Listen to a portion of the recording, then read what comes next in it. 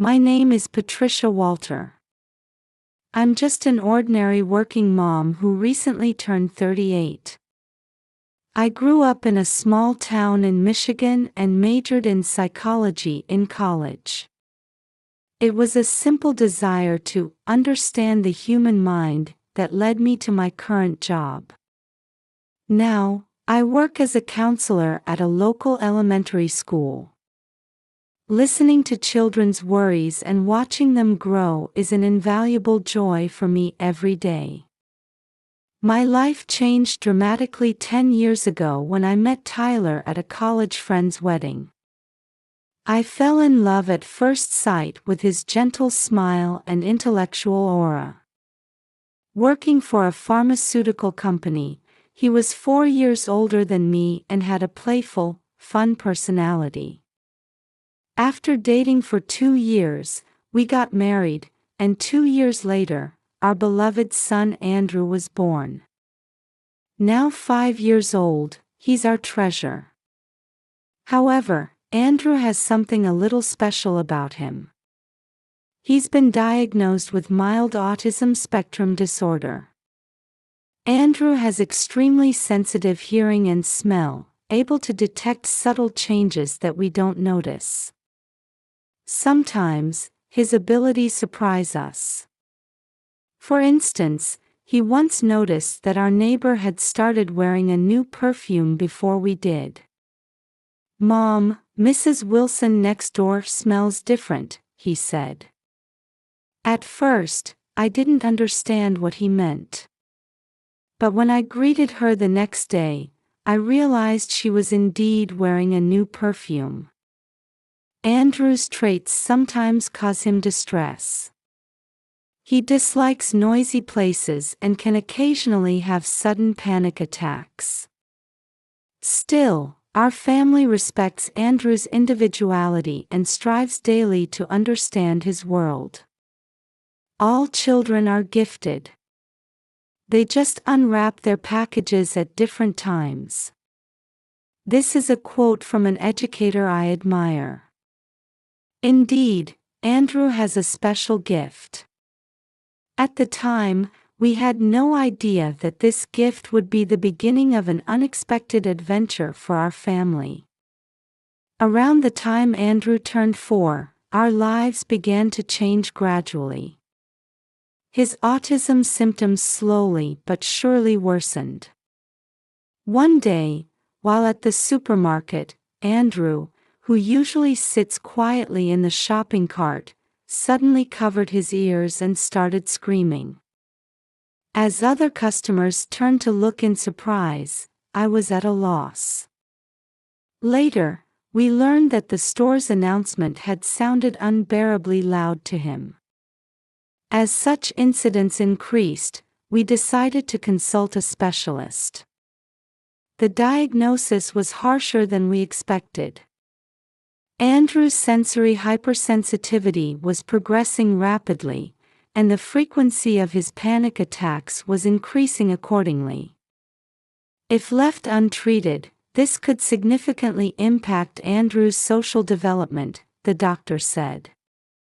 We need to start appropriate treatment as soon as possible. Tyler and I looked at each other upon hearing those words. Our town didn't have facilities that could provide the specialized treatment Andrew needed. To be honest, the doctor continued, choosing his words carefully, I recommend moving to a metropolitan area for Andrew to receive optimal treatment. There, you'll have access to more specialized treatment facilities and experienced professionals. That night, after Andrew went to bed, we talked for a long time. Moving is a big decision. We'd be giving up our jobs, friendships, and familiar environment. But thinking about Andrew's future, it was an unavoidable choice. Patricia, let's do everything we can, Tyler said, holding my hand. For Andrew, no sacrifice is too great. Those words brought tears to my eyes. Sure, there were anxieties. But I believed we could overcome them together as a family of 3. The next day, we immediately started preparing for the move. A new life in a new city, new workplaces, new treatment facilities, everything was an unknown world. But we believed we could overcome any difficulties for Andrew's sake. When life gives you lemons, make lemonade. Remembering this old saying, I steeled myself. Life may have given us sour lemons, but it's up to us to turn them into sweet lemonade. Although we had decided to move, the reality wasn't so simple. The first thing we faced was a harsher economic situation than we had anticipated. One evening, I noticed something was different about Tyler's expression when he came home from work. Patricia, we need to talk, he began gravely. There's been a major restructuring at the company. I managed to keep my job, but my salary is going to be significantly reduced.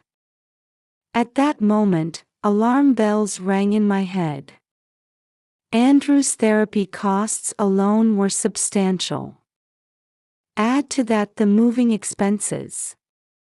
How much of a reduction? I asked nervously.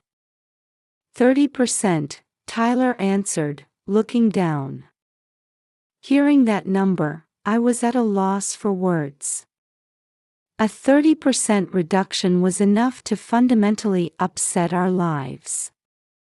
Still, we couldn't give up. We desperately started searching for a new home. Finding a property near a big city, close to Andrew's treatment facility, and within our budget was a Herculean task.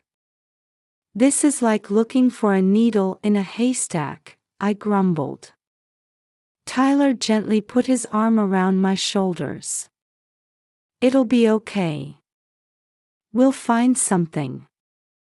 Don't give up, he said. After days like this, a ray of light finally appeared. We found a foreclosed property that perfectly fit our conditions. The price was just within our budget. We'd have to dip into our savings to afford it. This is our only option, Patricia, Tyler said with a serious expression. It may not be ideal, but it's for Andrew. If we think of it as a temporary measure. I had to agree. If we missed this house, who knows when we'd find another good property. Andrew's treatment couldn't be delayed any longer. On the day of the contract signing, Tyler let out a small sigh as we signed the documents at the real estate office. I didn't miss the look of guilt that flashed across his eyes, but at the time, I didn't have the luxury to dwell on it. A new life in a new house. Everything will work out, Tyler said with a forced smile. As I nodded at his words, a small anxiety sprouted in my heart. Was this decision really right? But when I thought of Andrew's smile, even that seemed like a trivial worry. On moving day, we were bustling about from early morning. As I loaded the last of our belongings into the car, I felt a lump in my throat as we said goodbye to our old house. Well, here's to the start of a new adventure, I murmured, as if trying to convince myself. When we arrived at our new home, Andrew excitedly ran around the house. Seeing him like that, I felt a bit relieved. He seemed to have a good impression of the new house, despite being sensitive to changes in environment. However, reality soon came crashing down on us. Andrew's new treatment facility had a good reputation, but he struggled with the unfamiliar environment. On the first day of his appointment, he clung to me crying and refused to let go. "Mommy, I'm scared. I want to go home, he sobbed. Those words broke my heart, but I had to remind myself this was for his own good. I myself was struggling to adjust to my new workplace. The atmosphere was completely different from my previous school. But when I saw the children's smiles, I knew I had made the right choice in this career. Meanwhile, I started to worry about Tyler. He was coming home later and later each day. Just busy with work, he would say, but I could see the exhaustion in his eyes. One night, I saw Tyler slump onto the living room sofa when he came home late. I called out to him. "Are you all right? Aren't you pushing yourself too hard?"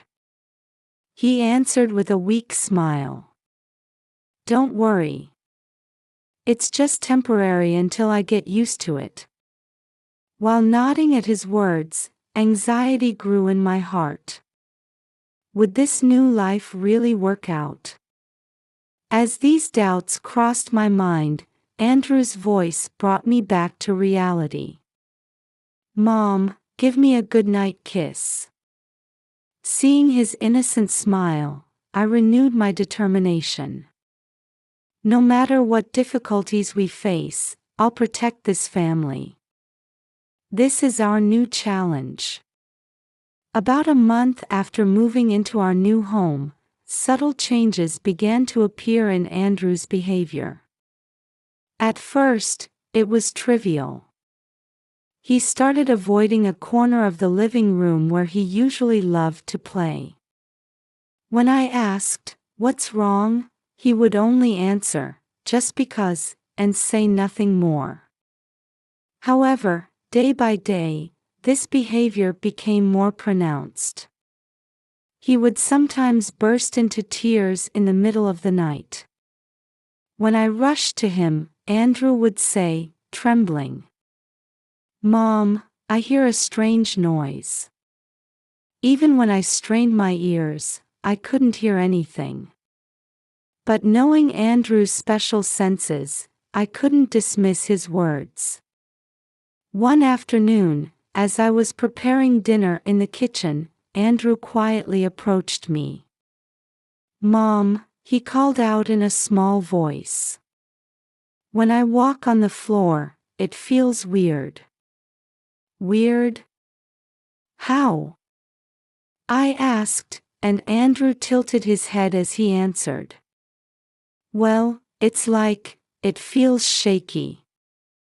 It's different from our old house." Hearing those words, I paused for a moment. True, it's an old house, so there might be some vibrations. But enough for Andrew to notice. From then on, I started paying attention to the sensation when walking on the floor. And sure enough, I could feel a subtle vibration, just as Andrew had said. However, what concerned me even more was a faint odor wafting from somewhere in the house. At first, I thought it was my imagination, but it became clearer day by day. Andrew was also sensitive to this smell. "Mom, this house smells strange," he'd say, sniffing the air. Then finally, one day, Andrew said with a worried look, "Mom, there's something wrong under the floor of this house." The moment I heard those words, a chill ran down my spine. Could Andrew's special senses be detecting something serious? Such worries crossed my mind. "What do you mean?" I asked, but Andrew couldn't explain any further. He just stared at me with frightened eyes. That night, when Tyler came home, I told him about Andrew's words. Tyler's face suddenly changed color, and he said with a trembling voice, "Did you look under the floor?" At that moment, fear spread through my heart. Tyler's reaction was clearly not normal. What on earth could be under the floor? I thought I had to see for myself to know the truth. Feeling uneasy about Tyler's abnormal reaction, I decided to take action the very next day. Without telling my husband, I decided to consult Tom, a carpenter with a good reputation in the neighborhood. Tom, in his mid-60s, was a man with a gentle smile that left an impression. He was known in the area for his skilled craftsmanship. An inspection of the crawl space. Tom repeated, looking a bit surprised. This house shouldn't be that old. I explained about my son's special senses and the uneasiness we felt. Tom listened to my story with a serious expression. I understand. Let's take a look. About 15 minutes after Tom had crawled under the floor, I heard his voice. Mrs. Walter, could you come here for a moment? There was a tension in his voice as if he had discovered something significant. Nervously, I peered into the crawl space to see Tom illuminating something with his flashlight. Look at this, Tom pointed to the underside of the floorboards.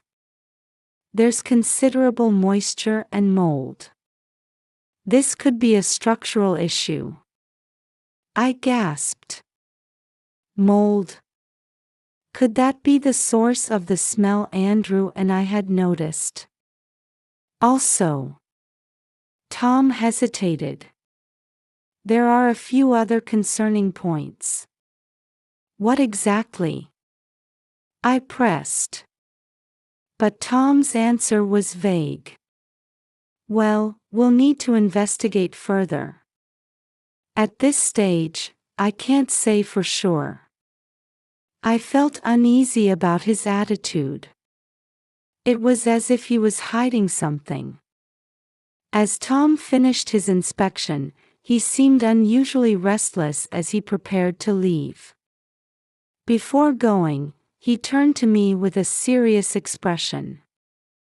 The condition under your floor is not normal. I can't give you details, but you should be careful.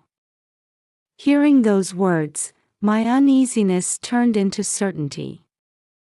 This house had some secret. And Tyler might know about it too. After Tom left, I stood dumbfounded in the living room. Outside the window, the peaceful afternoon sun was shining. But contrary to this tranquil scene, my heart was covered in dark clouds. What on earth was happening in this house? And what was Tyler hiding?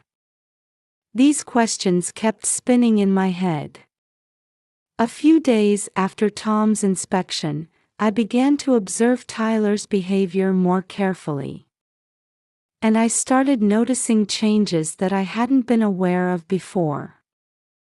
The first thing that caught my eye was his suspicious late-night outings.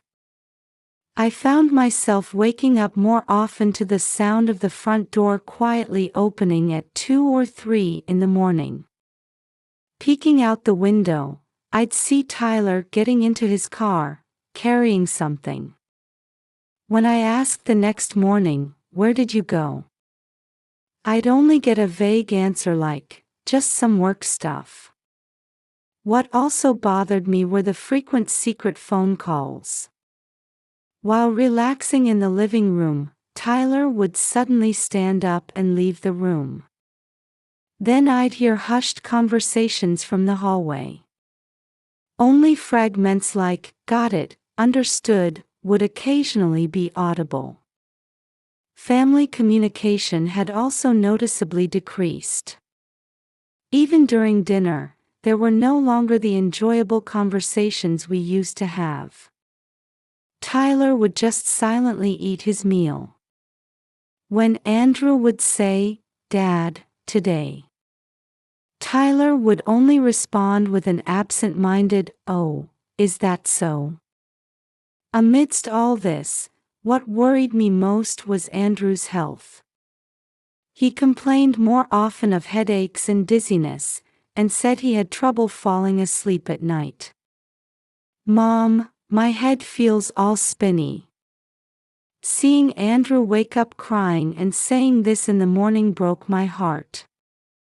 Oddly enough, Tyler's reaction to Andrew's health issues was unusually sensitive. "Let's take him to the hospital. We should have a specialist look at him." Even for minor symptoms, Tyler would worry excessively and want to take Andrew to a medical facility immediately. His attitude seemed to go beyond normal fatherly concern. One night, Andrew crawled into my bed saying, "Mom, I had a scary dream." As I held him, I asked, "What kind of dream was it?" Andrew answered in a trembling voice, "Dad." Dad came out from under the floor with a scary face. Those words sent a chill down my spine. Could Andrew's intuition be sensing something serious? Such anxiety gripped my heart. Outside the window, the sky was dimly lit just before dawn. In the silence, I steeled my resolve. I had to uncover the secret of this house and the truth behind Tyler's changes, no matter what. Even if it threatened the peace of our family. To uncover the truth, I decided to investigate in 4 directions. First, I delved deep into the local drug problem. As a school counselor, I couldn't help but be sensitive to the students' home environments and community issues. Around that time, drug-related consultations had been increasing. I found some suspicious pills in my child's possession. I heard a rumor that one of my students is illegally selling prescription drugs. Such voices had been rapidly increasing over the past few months. When I checked back issues of the local newspaper at the library, I found that drug-related arrests were indeed on the rise. Articles about illegal prescription drug trading were particularly noticeable. Next, I decided to look into the history of the house. I discovered a startling fact. Our house had changed owners twice in the past 2 years. Moreover, each sale had occurred within a year of purchase. The last owner's name was John Smith. Thinking I'd heard the name somewhere, I did some research and found it was the same name as the boss of a large-scale drug trafficking organization that had been busted last year. Could it be a coincidence? The third lead was Tyler's past. I looked into the pharmaceutical company where he worked. I discovered that the company had recently undergone an internal investigation for illegal drug diversion. It seemed Tyler's department had been part of the investigation. Surely, Tyler couldn't have. I tried to dismiss my thoughts, but the doubts wouldn't go away. Lastly, I set out to gather information from the neighbors. Mrs. Wilson, known as the neighborhood's best source of information, was my target. "Mrs. Wilson, do you know anything about the previous occupants of this house?" I asked casually. She looked around before answering in a low voice. I shouldn't say this too loudly, but suspicious people were often coming and going in the middle of the night. And they were strangely conscious of noise. But one day, they suddenly moved out. I think it was after the police came. Hearing those words, various pieces started connecting in my mind. The increase in local drug problems, frequent changes in house ownership, the internal investigation at Tyler's company, and the suspicious behavior of the previous occupants. It all seemed to suggest some great darkness. However, I still didn't have any conclusive evidence. What if my suspicions were wrong? I even felt guilty for doubting my family. But for Andrew's safety, I needed to know the truth. Even if it threatened our family's happiness. Whatever the truth might be, I was determined to face it. While pursuing my investigation, new problems were surfacing in our daily lives. Financial difficulties were gradually becoming apparent. One day, I opened an envelope from the mailbox to find a notice from the bank. It said we were 2 months behind on our mortgage payments. Tyler, this. When I showed it to Tyler that night after he came home, his face contorted. "Don't worry. I'll definitely pay it next month," he said, but his eyes seemed to be hiding something. The following week, as if to add insult to injury, I received a call from Andrew's therapy facility. "Mrs. Walter, I'm sorry, but last month's therapy fees haven't been." "Don't worry. I'll definitely pay it next month," he said, but his eyes seemed to be hiding something. The following week, as if to add insult to injury, we received a call from Andrew's therapy facility. "Mr. and Mrs. Walter, I'm sorry, but last month's therapy fees haven't been." After hanging up the phone, I was dumbfounded. Had Tyler lied about having paid it? Then came the final blow. Andrew's primary doctor proposed a new treatment method. This approach could significantly improve Andrew's symptoms. However, the doctor continued, choosing his words carefully. "Since it's not covered by insurance, the cost will be quite high." When I heard the amount, I gasped. It was far beyond what we could afford in our current financial situation. That night, when Tyler came home late, I was shocked by his appearance. His usually neat suit was disheveled, and there were dark circles under his eyes. "What happened?" I asked, and Tyler answered, looking exhausted. "Just some overtime." But I felt those words were a lie. There was a peculiar smell coming from Tyler's clothes, different from his usual office scent.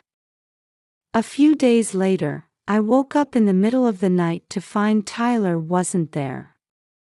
As I quietly went downstairs, I overheard Tyler talking on his cell phone in the living room. "Got it. Tomorrow night then." "Yes, the usual place." After hanging up, Tyler let out a deep sigh. His back seemed to carry an immeasurable weight. As I returned to the bedroom, I felt a tightness in my chest. What on earth was Tyler hiding? Back in bed, I gazed at Andrew's sleeping face. I thought I was willing to make any sacrifice for his future. But what if that sacrifice involved something illegal? In the darkness, I steeled my resolve. Tomorrow, I would have to uncover everything. For the sake of our family's happiness. The next day, after Tyler left for work and I sent Andrew off to school, I made up my mind. It was time to uncover the secret beneath the floorboards.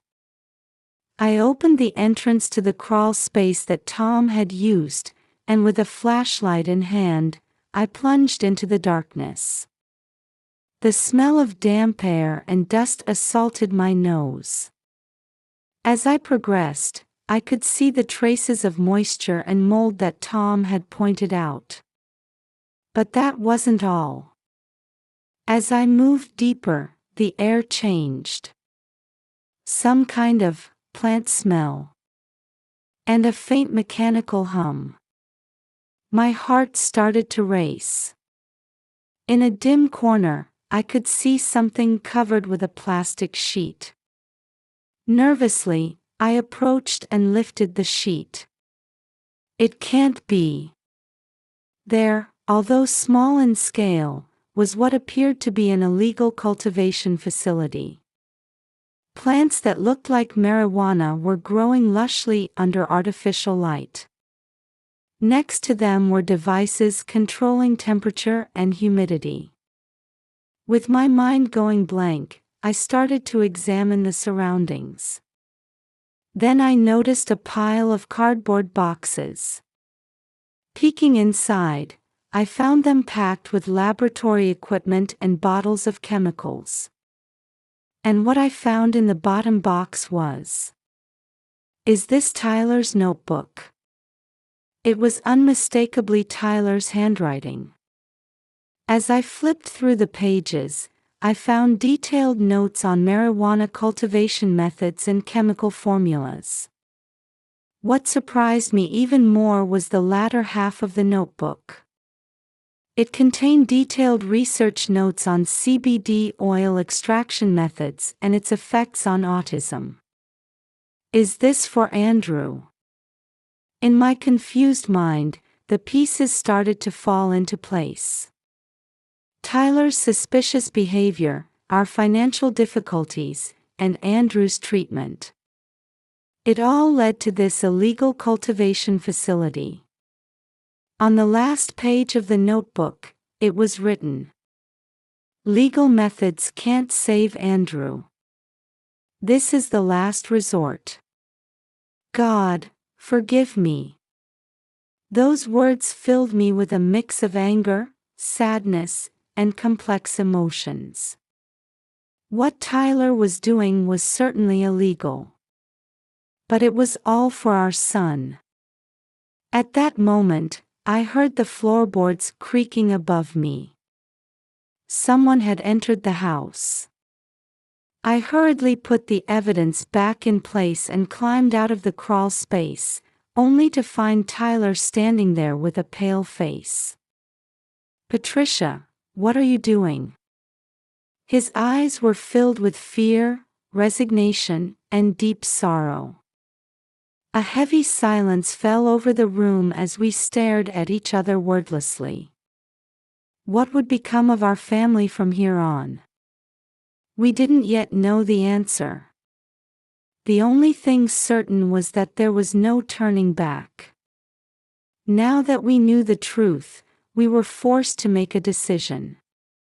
In the oppressive atmosphere of the living room, Tyler and I sat facing each other. Only the ticking of the clock broke the silence. "Will you talk to me?"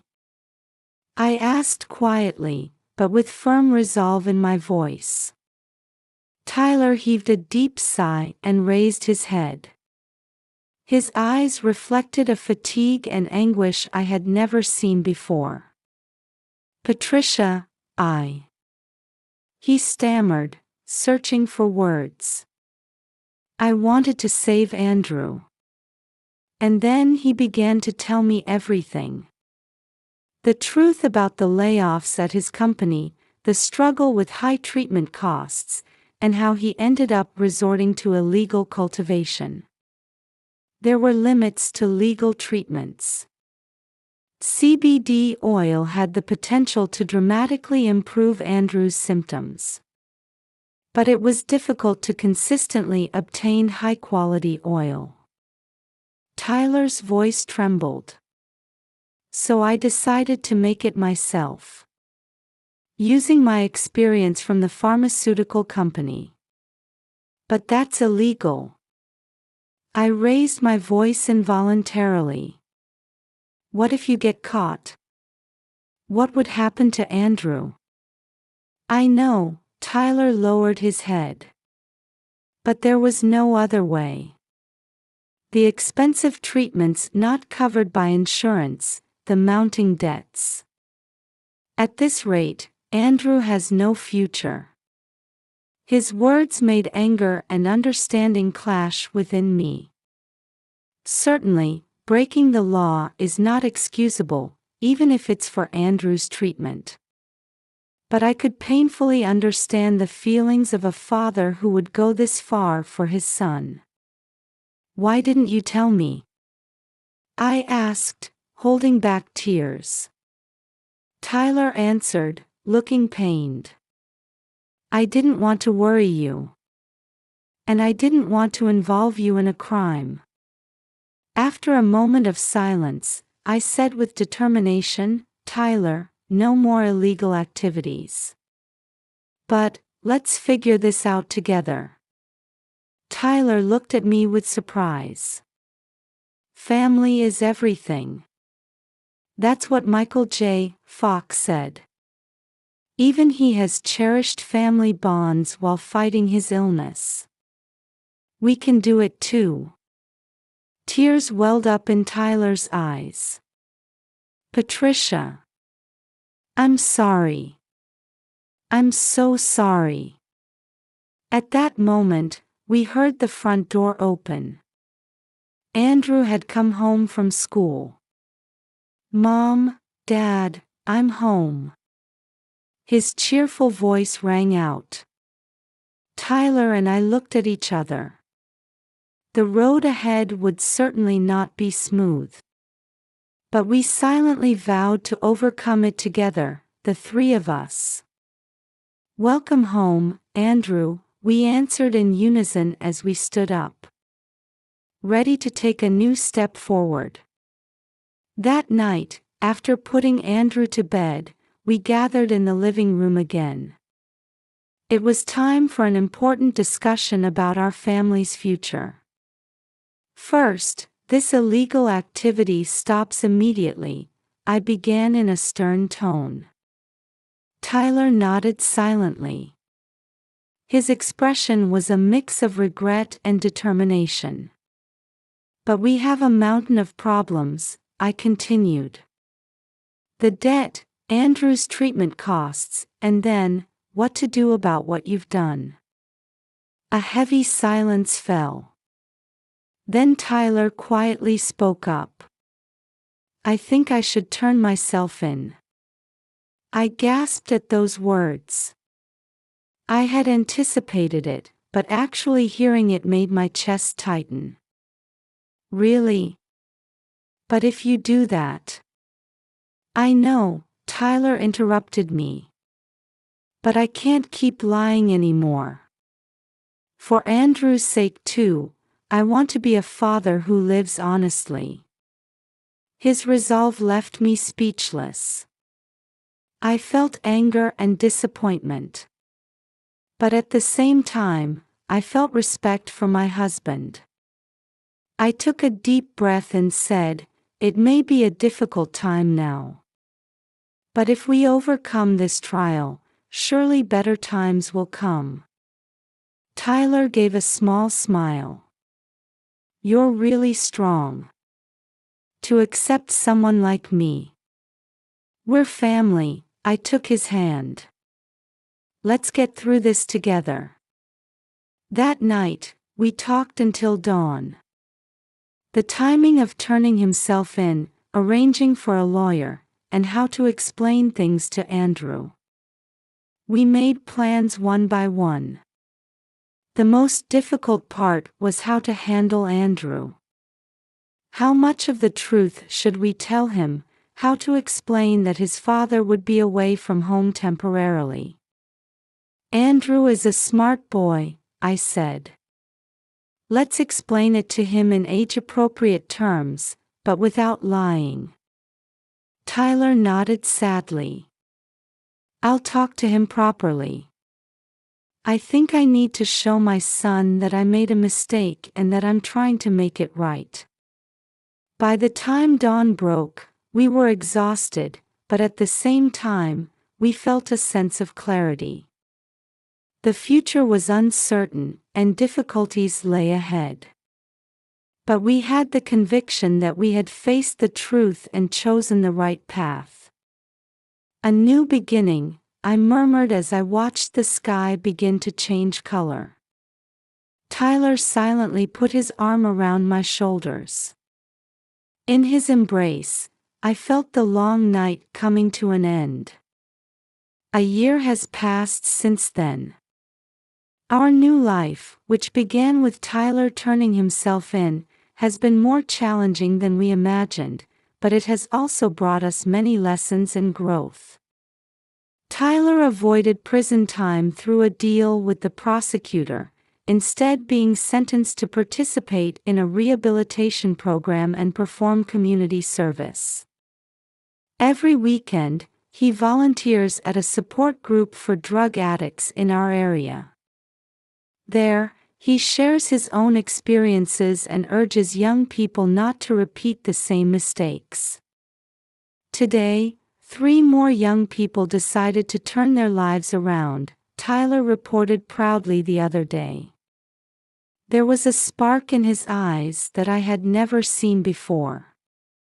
I, too, have changed greatly over this past year. Inspired by Tyler's case, I've become involved in the movement to legalize medical marijuana. If only we could have legally obtained high-quality CBD oil. That thought is what drives me.